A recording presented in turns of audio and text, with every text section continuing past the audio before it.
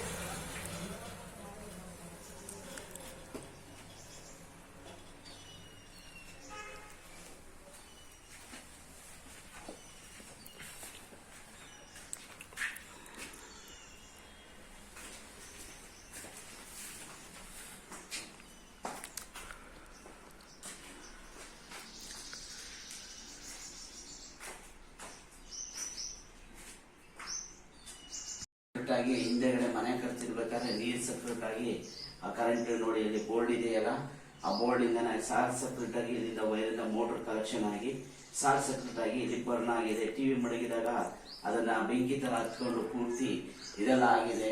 ನಾನು ಮಾಧ್ಯಮದಲ್ಲಿ ಇಷ್ಟೆಲ್ಲ ಕೆಲಸ ಮಾಡಿದ್ರು ನಮ್ಗೆ ಇದಕ್ಕೆ ಏನಾದ್ರು ಒಂದು ಪರಿಹಾರ ಮಾಡಲೇಬೇಕು ಗುರುಗಳೇ, ಏನಾದ್ರು ಒಂದು. ಏಕೆಂದ್ರೆ ನಮ್ಗೆ ಮನೆ ಇಲ್ಲ, ಬಾಡಿಗೆ ಕಟ್ತಿದ್ದೋ 4,500 ರೂಪಾಯಿ. ಆದ್ರಿಂದ ನಮ್ಗೆ ದಯವಿಟ್ಟು ಇದಕ್ಕೇನಾದ್ರು ಅವಕಾಶ ಮಾಡಿಕೊಡಿ. ನಾವು ಎಲ್ಲಿ ಅಂತ ಹೋಗೋದು, ಈಗ ಮನೆ ನೋಡಿದ್ರೆ ಹಿಂಗಾಗದೆ ನಾವು ಯಾವ ಕಡೆ ಹೋಗೋದಕ್ಕೂ ಇದೇ ಇಲ್ಲ.